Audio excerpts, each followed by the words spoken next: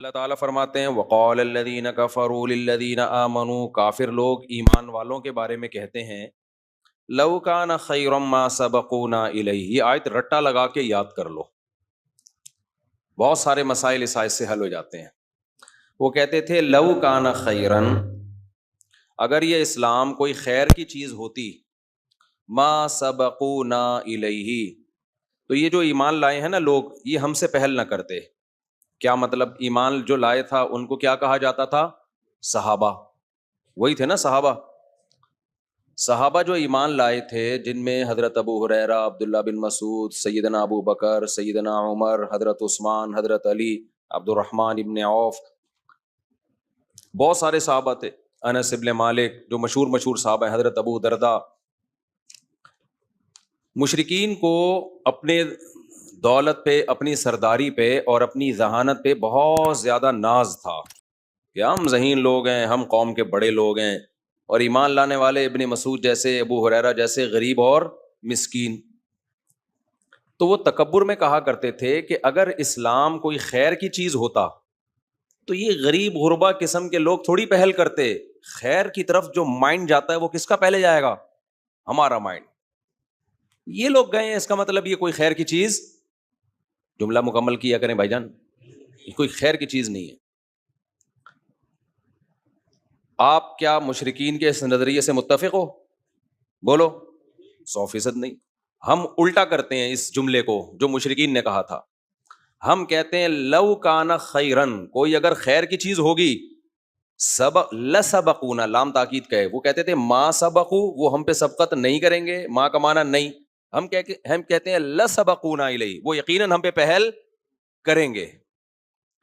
اس سے بدعت کا پورا دروازہ ہمیشہ کے لیے بند ہو گیا. کوئی خیر کا کام ہے صحابہ نے نہیں کیا، اٹ مینز وہ خیر کا کام نہیں ہے. ہمارا نظریہ مشرکین والا نہیں ہے. مشرکین کہتے تھے خیر کا کام ہوتا تو ہم کرتے، یہ تھوڑی ہم سے پہل کرتے. ہم اس کلام کو مانتے ہیں کیا؟ نہیں مانتے. ہم اس کو الٹا کرتے ہیں. ہم کہتے ہیں خیر کا کام ہوگا ہم بعد میں کرتے، پہلے کس نے کیا ہوتا؟ صحابہ نے کیا ہوتا. سمجھتے ہو کہ نہیں سمجھتے ہو؟ تبھی میں بار بار کہتا ہوں قرآن و سنت کی وہ تشریح جو صحابہ نے جس پر عمل نہیں کیا، اس کا مطلب وہ خیر نہیں ہے، وہ آپ کی اپنی تشریح ہے جو آپ امت پہ تھوپ رہے ہو. شب برات میں دیکھ لو نا کیا ڈرامے بازیاں ہوتی ہیں. قبرستان والی حدیث پیش کی جاتی ہے شب برات کے بارے میں. سارے خطیب حدیثیں پیش کر رہے ہوتے ہیں کہ نبی صلی اللہ علیہ وسلم 15 شعبان کو قبرستان گئے ہیں. تو ہم بھی 15 شعبان کو کہاں جائیں گے بھائی؟ قبرستان.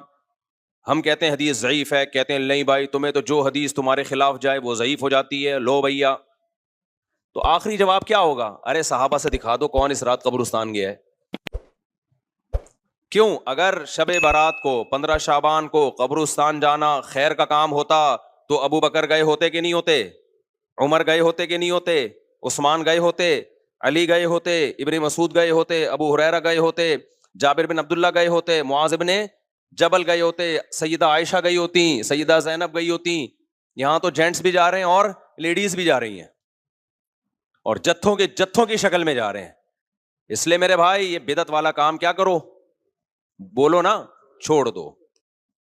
لو کان خیرا ما سبقونا الیہ، اذان سے پہلے اگر اس کام کی کوئی فضیلت ہوتی جو ہمارے ہاں صلاۃ والسلام پڑھا جاتا ہے بعد میں بھی پہلے بھی، تو بھائی صحابہ کرام اس کام میں ہم پہ پہل کرتے، کیونکہ وہ لوگ خیر پر ہم سے بہت زیادہ حریص تھے. تو دین کو قرآن و سنت کی ایسی تشریح جس میں آپ صحابہ کو بیچ سے ہٹا دیں، وہ تشریح اٹھا کے دیوار پہ دے مارو، چاہے وہ دیکھنے میں کتنی ہی اٹریکٹیو لگے، اس کی دلیل آپ کو کتنی ہی مضبوط لگے. سمجھتے ہو کہ نہیں سمجھتے؟ یہی وجہ ہے کہ بہت سارے فقہا بعض حدیثوں کو چھوڑ دیتے ہیں کہ بھئی ہمیں صحابہ میں اس کا یہ عمل نہیں ملتا، اور بعض کمزور حدیثیں ہوتی ہیں لے لی جاتی ہے. کیوں؟ وعلیہ العمل، وہ دلیل یہ دے رہے ہوتے ہیں اس پر کیا ہے؟ عمل ہے. اور ان سب باتوں کی دلیل جیسے قرآن کی آیت ہے، ایک اور حدیث ہے جو میں بار بار بیان میں بتاتا ہوں. آج میرا ٹاپک نہیں ہے تو میں آگے چلوں گا انشاءاللہ یہ اس کو بیان کر کے.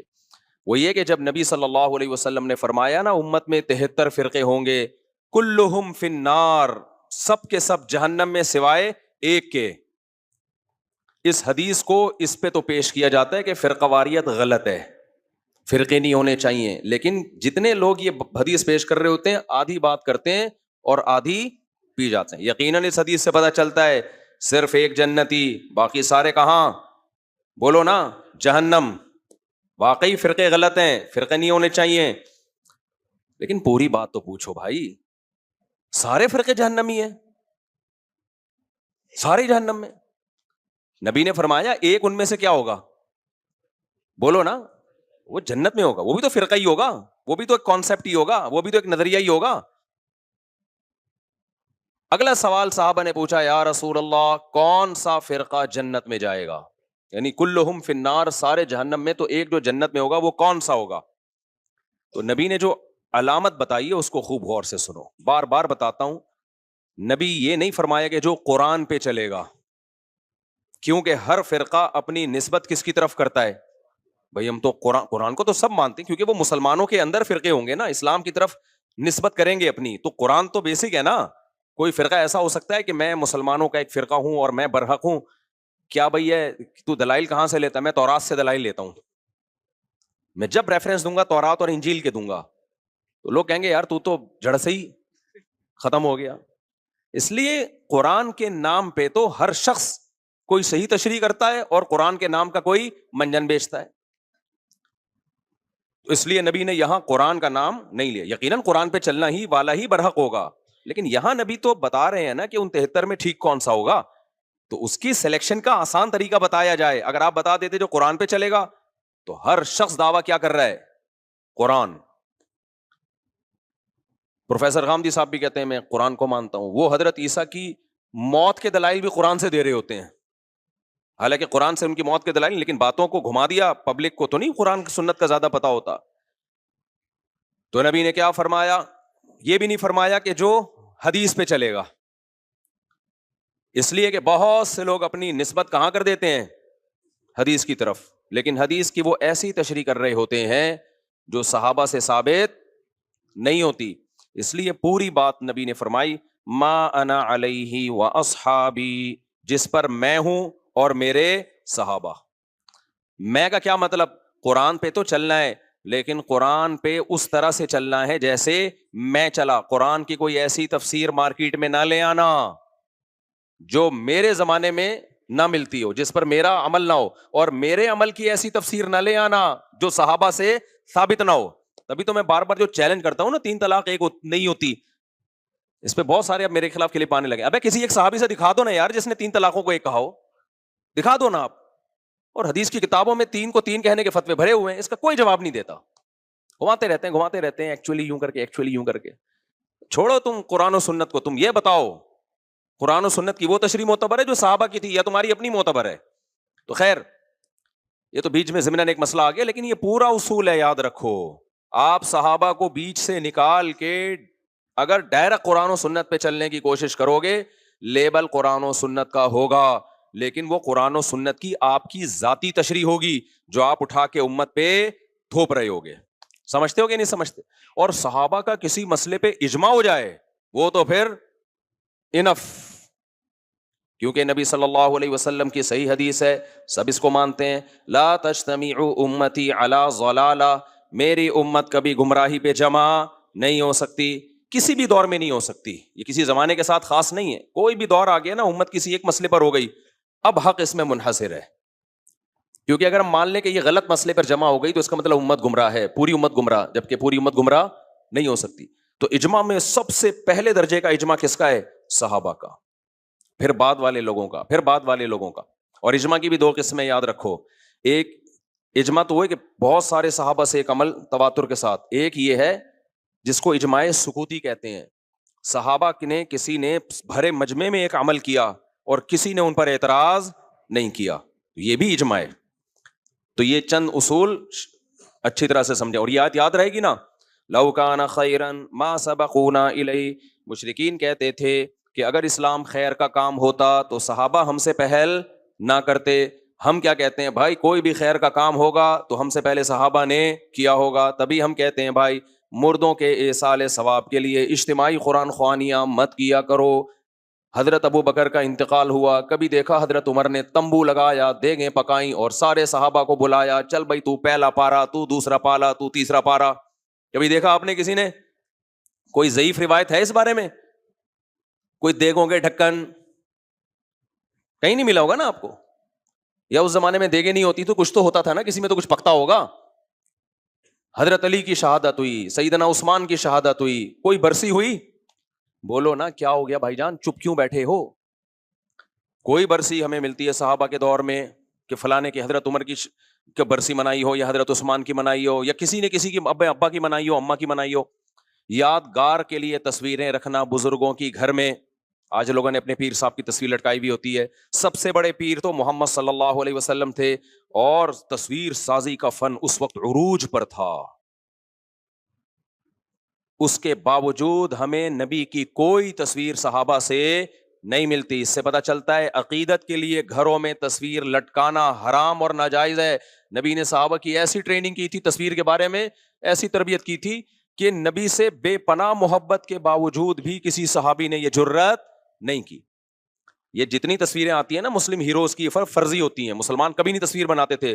صرف ایک محمد ابن قاسم ایسا ہے لیڈر جس کی تصویر کے بارے میں مورخین کہتے ہیں اوریجنل تصویر ہے.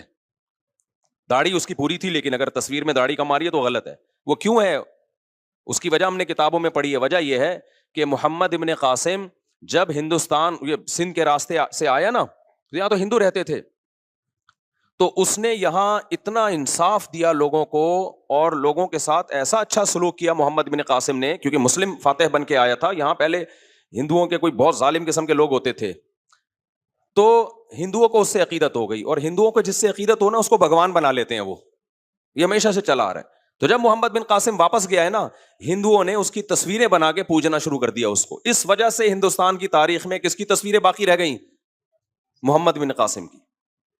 ظاہر اس میں تبدیلی آئی ہوگی, میں نہیں کہہ رہا ایگزیکٹ وہی ہے, لیکن ہمیں محمد بن قاسم کی ہندوستان میں تصویریں ملتی ہیں.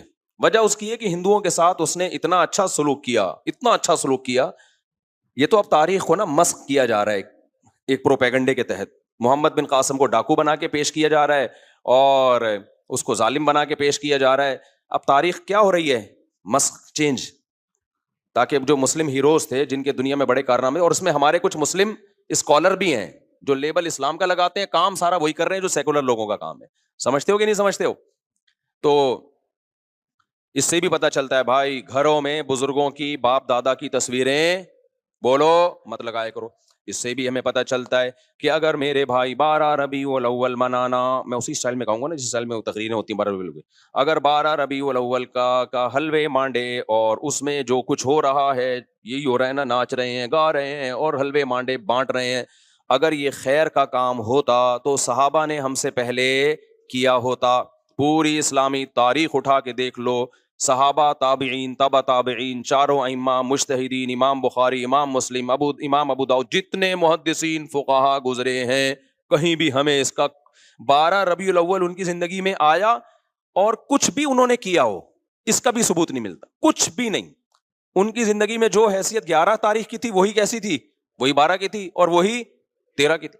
فقہی کتابوں میں جو اسلامک لا لکھا ہوتا ہے نا صدیوں سے, اس میں 12 تاریخ کا کوئی ایک حکم بھی الگ سے بیان نہیں کیا گیا کہ اس دن یہ کرنا زیادہ ثواب.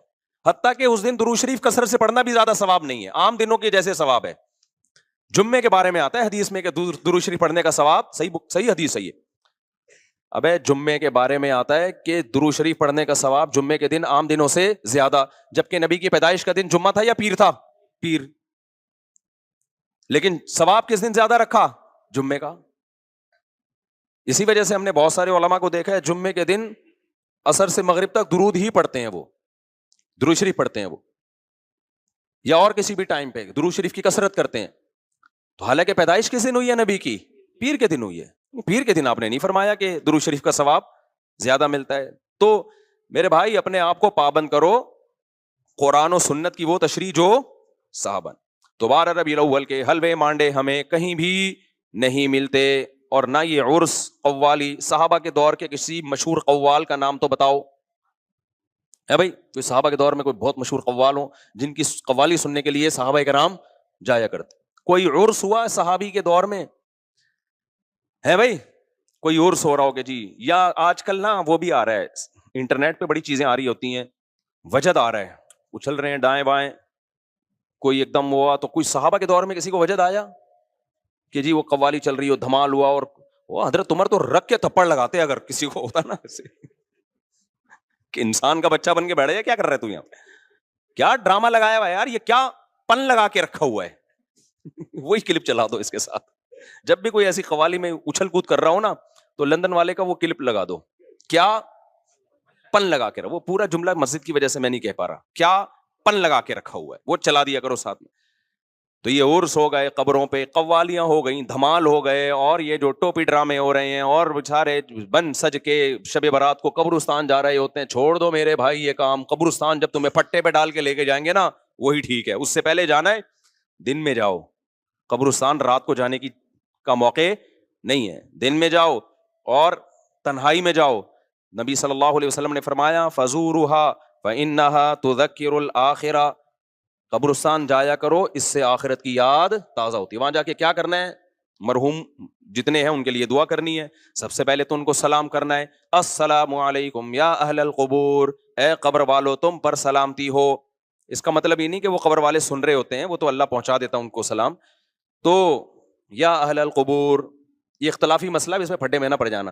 یا اہل القبور اے قبر والو تم پر سلامتی ہو. آگے جملہ بڑا ڈینجرس ہے، وہ بھی بول لیا کرو، انتم لنا سلف، تم پہلے چلے گئے، ونحن وإنا ان شاء اللہ بکم لاحقون، اور ونحن بکم خلف، اور ہم تمہارے بعد آنے والے ہیں. وإنا ان شاء اللہ بکم لاحقون، اللہ نے چاہا تو عن قریب ہم بھی یہیں پہنچنے والے ہیں. بہت ڈر لگے گا، کب کبانے لگو گے یہ کیا باتیں کر رہا ہوں میں، لیکن بھائی ایسا تو یہ تو ہوگا. تو اس سے عبرت حاصل ہوتی ہے کہ بھائی ہم نے بھی ایک دن یہاں سے پتلی گلی سے نکلنا ہے. تو یہ کام کیا کرو قبرستان میں جا کے. اور یہ جتھے بنا کے جانے میں، جتھوں میں تو کیا ہوتا ہے گپیں لگ رہی ہوتی ہیں، اور سنا یار یہ گھڑی کہاں سے خریدی، موبائل وہی پرانا چل رہا ہے، ابھی تو نیا آ چکا ہے. تو کیا عبرت حاصل ہوگی میرے بھائی. اور زیادہ عبرت حاصل کروانی ہے تو کوئی بندہ پیچھے بٹھا دو، جب آپ جاؤ نا بولو السلام علیکم یا اہل القبور، واپس وہاں سے آواز آئے وعلیکم السلام بھائی عبد الغفور. پھر جو عبرت حاصل ہوگی انشاءاللہ سارے کبیرہ صغیرہ کبیرہ گناہ سے توبہ کی ہمیشہ توفیق مل جائے گی، کیونکہ آپ کو لگے گا کہ قبر سے رپلائے آ گیا ہے. پھر تو ایسا انسان کے بچے بنو گے نا ساری زندگی. تو خیر یہ آیت یاد رکھیں، جتنی بدعتیں ہیں تو سب اسی میں داخل ہیں. تو چھوڑ دو ان بدعتوں کو میرے بھائی، سیدھا سیدھا صاف ستھرا ملت بیضاء جو اللہ اس کے رسول نے ہمیں دیا ہے، صاف ستھرا دین. تو جو نبی صلی اللہ علیہ وسلم اور صحابہ سے منقول ہے، یہ محرم میں بھی یہی ہے. ہمارے نبی صلی اللہ علیہ وسلم نے نوحہ کرنے سے منع کیا ہے. صحیح حدیثیں جن پر لعنت کی گئی ہے. اہل بیت کبھی بھی میتوں پہ چیخے نہیں مارتے تھے، کبھی بھی نوحے نہیں کرتے تھے، صبر کر کیا ہے انہوں نے. تو ہمیں بھی کیا حکم ہے میرے بھائی، نہ ہم نے برسیاں منانی ہیں، اور نہ ہم نے گریبان چاک کرنے ہیں، نہ ہم نے سینوں کو پیٹنا ہے. اور ویسے بھی شہید کا کوئی شہید تو زندہ ہوتا ہے، اور ہم زندہ جاوید کا ماتم نہیں کرتے. سمجھتے ہو کہ نہیں سمجھتے؟ تو ہم نے بھائی صحابہ کو فالو کرنا ہے، ہمارے پاس جو دین چلا آ رہا ہے. اور پھر بار بار کہتا ہوں کسی کے مسلک کو چھیڑو نہیں، اپنے کو چھوڑو نہیں. یہ اس لیے نہیں کہتا اپنا غلط ہے اس لیے نہیں چھوڑو، اپنا صحیح ہو تو اس صحیح کی بات کر رہا ہوں، چھیڑنے سے منع کر رہا ہوں. کیونکہ آپ دلیل کی دنیا میں بات اپنی دنیا کے سامنے رکھ دو، بس اتنا تو چھیڑنا ضروری ہے. آگے بحث مباحثہ کرنے کی کوشش مت کرو، اس سے اختلاف پیدا ہوتا ہے، جھگڑے پیدا ہوتے ہیں، ملک میں فساد پیدا ہوتا ہے. یہ مطلب ہے میرا کہ دوسرے کو چھیڑو نہیں. سمجھتے ہو کہ نہیں سمجھتے؟ اور اپنے کو چھوڑو نہیں کا مطلب یہ نہیں کہ اگر اپنا غلط ہونا ثابت ہو جائے تو بھی نہیں چھوڑو.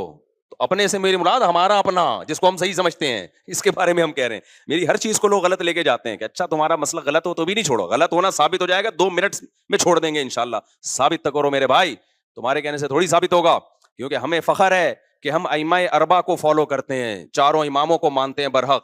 اور ائمہ اربعہ نے قرآن سنت اور کس کو اصل بنایا؟ صحابہ کو.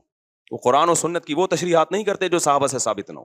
اسی وجہ سے 99% امت انہی کو ہمیشہ سے فالو کرتی آ رہی. باقی ان میں کوئی فروعی اختلاف ہے تو وہ اختلاف جب ہی ہوا ہے جب دلائل دونوں طرف تھے. کسی نے ایک کو ترجیح دے دی، دوسری میں تعویل کر دی، کسی نے دوسری کو ترجیح دے دی، اس میں تعویل کر دی، اور ان سے نکل گئے تو بے لگام اونٹ. دیر آگے ہر شخص ایک نیا فرقہ ہے، ہر آدمی کا قرآن حدیث دوسرے سے الگ. اور آگے جو نسلیں برباد ہوں گی کوئی مرتب لا ہی نہیں ہے, کوئی مرتب فقہ ہی نہیں ہے, کوئی A to Z مسائل کی کوئی ایک کتاب ہی نہیں ہے, تو کیا پھر اس مفتی سے پوچھو وہ کچھ, ادھر سے پوچھو وہ کچھ, ادھر سے پوچھو وہ کچھ, تو برباد ہو جائے گی پھر تو امت بھائی. تو کوئی مرتب چیز ہوگی تو اس کو فالو کیا جائے گا نا, کوئی مرتب لا ہی نہیں ہے تو کہاں سے فالو کیا جائے گا اس کو. چلیں بھائی ہم آگے چلتے ہیں, یہ آیت ہو گئی. تو خلاصہ کیا نکلا بھائی, یہ حلوے مانڈے اور یہ محرم میں جو کچھ ہو رہا ہے, جو کر رہے ہیں ان کو کرنے دو, چھیڑو نہیں. لیکن جب ہم سے کوئی پوچھے کہ کیوں نہیں کر رہے, ہم کہیں گے بھائی ہم کس کو مانتے ہیں, صحابہ کو, صحابہ نے نہیں کیا ہم بھی نہیں کریں. یہاں بعض لوگ دلیل دیتے ہیں کہ صحابہ نے تو مدرسے بھی نہیں بنائے, صحابہ کے ہاں تو بخاری کا گھنٹہ بھی نہیں ہوتا تھا, ترمذی کا گھنٹہ بھی نہیں ہوتا تھا, ہدایہ کے پیریڈ بھی نہیں ہوتے تھے. اور بھائی جان کچھ چیزوں کا تعلق مینجمنٹ سے ہوتا ہے, سمجھتے ہو. مدرسہ صحابہ کے ہاں بھی تھا, اصحاب صفہ مدرسہ تھا نا. تو نظم کسی چیز کا بنانا, اس میں ثبوت کی ضرورت نہیں ہوتی, وہ ہر شخص کا اپنا نظم, ہر مدرسے کا اپنا نظم ہوتا ہے, سمجھ رہے ہو. پہلا پیریڈ کسی کے ہاں بخاری کا ہوگا, دوسرا ترمذی کا, کسی کے ہاں پہلا ترمذی کا ہوگا, دوسرا بخاری کا, کسی کے ہاں 1 گھنٹے کا پیریڈ ہوتا ہے, کسی کے ہاں 45 منٹ کا ہوتا ہے, کسی کے ہاں دیسی اسٹائل ہوتا ہے, پیریڈ سسٹم ہی نہیں ہوتا, سسٹم ہوتا ہے ان کے ہاں. خیر, تو یہ مینجمنٹ سے ان چیزوں کا تعلق. اس کی مثال ہے جیسے گھڑی, اب ہم نے لگا دیا 8:30 بجے عشاء کی نماز ہوگی, کوئی کہ صحابہ کے دور میں تو گھڑیاں نہیں ہوتی تھیں. اب بھائی جان یہ سوال کیا ہے, تو گھڑی ایجاد ہی نہیں تھی تو ہوتی کہاں سے, جبکہ ربیع الاول تو صحابہ کے دور میں بھی تھا. یا تو آپ کہتے ہیں ربیع الاول ایجاد ہی ابو ہے, تو وہ اس دور میں بھی تھا اب بھی ہے. تو کچھ لوگ عجیب سے باتیں کر رہے ہوتے ہیں, کہتے ہیں اس دور میں گھڑیاں نہیں تھی تو گھڑی بھی, جہاز تھے کیا, تو جہاز بھی بدعت ہے. بھائی اس دور میں بھی سواری تھی, آج بھی کیا ہے, سواری ہے. سواری مقصد تھوڑی ہے, وہ تو ذریعہ مقصود ہے. تو نبی کے دور میں جہاز ہوتے تو آپ بھی جہاز میں ہی سفر کرتے.